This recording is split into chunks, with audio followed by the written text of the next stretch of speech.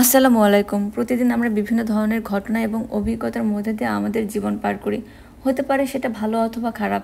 আর এই ভালো এবং খারাপ থেকে আমাদের লাইফে অনেক কিছু পাই এবং মাঝে মাঝে আমরা অনেক কিছু হারাই, যেগুলো আমাদের জীবনের স্মরণীয় স্মৃতি হয়ে থাকে। আর এই ঘটনাগুলোর অনেক কিছু আমাদের মাঝে মাঝে মনে হয় যেগুলো আমাদের জন্য ভালো এবং খারাপ। আর এগুলো থেকে আমাদের শিক্ষা নেওয়া উচিত যে কোনটা আমাদের গ্রহণ করা উচিত এবং কোনটা আমাদের ত্যাগ করা উচিত। এটা যদি আমরা মেনে চলতে পারি তাহলে খারাপ দিকটা কমে যাবে, ভালো দিকটা বেড়ে যাবে। যদি আমরা খারাপ দিকটা বেশি গ্রহণ করি তাহলে আমাদের লাইফে ভালো হওয়ার সম্ভাবনা খুব কম। খারাপ দিকটা ত্যাগ করে ভালো দিকটা যদি আমরা গ্রহণ করি তাহলে শুধু আমরা না, আমাদের পরবর্তী জেনারেশনেরও ভালো কিছু করার সম্ভাবনা থাকে।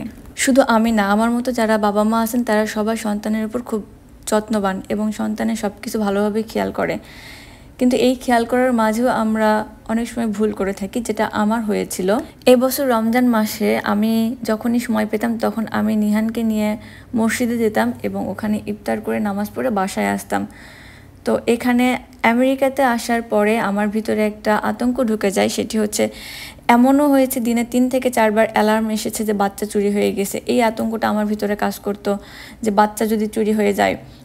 তো আমি যেদিন প্রথম মসজিদে যাই আমার ছেলে অনেক বেশি এক্সাইটেড ছিল, সে নিজে থেকে খেলছিল।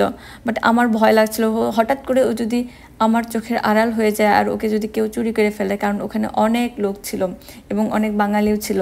তো এই জন্য আমি ওকে আমার মোবাইল ফোন থেকে কার্টুন দিয়ে শান্ত করার চেষ্টা করছিলাম। যদিও ও ফোন চাচ্ছিল না, ও খেলতে চাচ্ছিল এবং দৌড়াদৌড়ি করতে চাচ্ছিল, তারপর আমি ওকে নিজে থেকেই ফোন দিয়ে শান্ত করার চেষ্টা করছিলাম। তখন একটা বাঙালি মা এসে আমাকে বললেন, তুমি তোমার ছেলেকে কেন মোবাইল দিচ্ছ? ও তো মোবাইল চাচ্ছে না, তাহলে তুমি কেন ওকে জোর করে এটা দিচ্ছ? তখন আমি বললাম, যদি আমার ছেলে চুরি হয়ে যায়?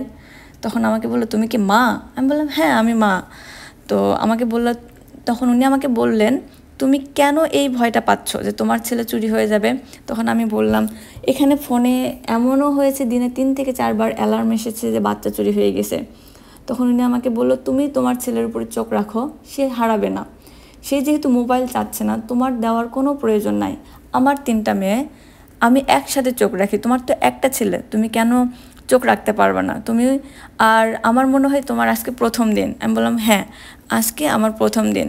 উনি আমাকে বলল, আজকে যেহেতু প্রথম দিন সেহেতু তোমার ছেলের এরকম আচরণ করাটাই স্বাভাবিক। তুমি 3 থেকে 4 দিন কন্টিনিউ আসো, তোমার ছেলের আচরণ স্বাভাবিক হয়ে যাবে।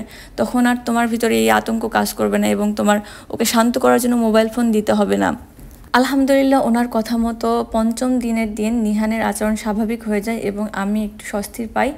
এবং আমি ওখানে অনেক ভিডিও করেছি, ও স্বাভাবিক বাচ্চাদের মতো আচরণ করছিল, ও আর এক্সাইটেড ছিল না এবং আমার ভিতরেও আতঙ্ক ছিল না। তো আমি এই জন্যই এই কথাগুলো শেয়ার করলাম। উনি একজন মা, ওখানে আরও অনেক মা ছিল, কিন্তু উনি নিজে থেকে এসে আমার সাথে কথা বলেছে এবং আমার ভিতরের ভুলটা ভাঙিয়ে দিয়েছে। উনি যদি আমার সাথে কথা না বলতেন তাহলে হয়তো আমি পরবর্তী দিনগুলোতেও আমার সন্তানকে মোবাইল দিয়ে শান্ত করার চেষ্টা করতাম। কিন্তু ওনার কথা মতো আমি আমার ছেলেকে মোবাইল না দিয়ে ওর পিছনে ছিলাম এবং 5 দিন ট্রাই করার পরে ও স্বাভাবিক হয়ে যায়।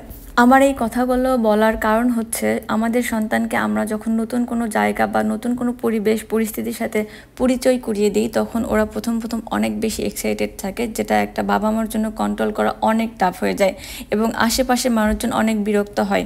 কিন্তু এটা না হয়ে বাবা মার স্থির থাকা উচিত এবং ভাবা উচিত যে আমার সন্তান স্বাভাবিক হবে, যেহেতু প্রথম আমার ওকে সময় দিতে হবে এবং আমি যদি ওকে সময় দিই ও অ্যাটলিস্ট 5 থেকে 7 দিন পরে স্বাভাবিক হয়ে যাবে এবং স্বাভাবিকভাবে এই পরিবেশ পরিস্থিতিকে ও মেইনটেইন করবে। আমি ওই মাকে মন থেকে অনেক বেশি ধন্যবাদ জানাই, কারণ ওনার কারণে আমি আমার নিজের ভুল বুঝতে পারি এবং এটাও বুঝতে পারি যখন আমরা ছোট বাচ্চাকে নতুন কোনো কিছুর সাথে ইন্ট্রোডিউস করাই তখন ওরা অনেক বেশি এক্সাইটেড থাকে। এতে আশেপাশের লোকজন কি বলল এটা মাথায় না নিয়ে আমাকে স্থির থাকতে হবে এবং ধৈর্য ধরতে হবে, তাহলেই সব কিছু স্বাভাবিক হয়ে যাবে। আমি সকল বাবা মার উদ্দেশ্যে একটি কথাই বলতে চাই, যখন আমরা ছোট বাচ্চাকে নতুন কোনো কিছুর সাথে পরিচয় করিয়ে দিব তখন আমাদেরকে স্থির থাকতে হবে, আশেপাশে মানুষের কথা কানে নেওয়া যাবে না।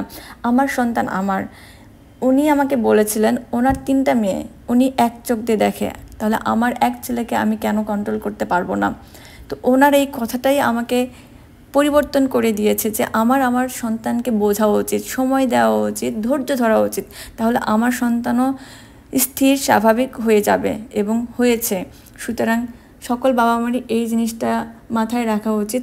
আশেপাশের লোক কখনই আমার ছেলেকে বুঝবে না বা আমার সন্তানকে বুঝবে না। সুতরাং আমি যেহেতু মা অথবা বাবা, আমার সন্তানকে কন্ট্রোল করার দায়িত্ব আমার, এবং আল্লাহ তাআলা সবাইকে বোঝার তৌফিক দান করুন।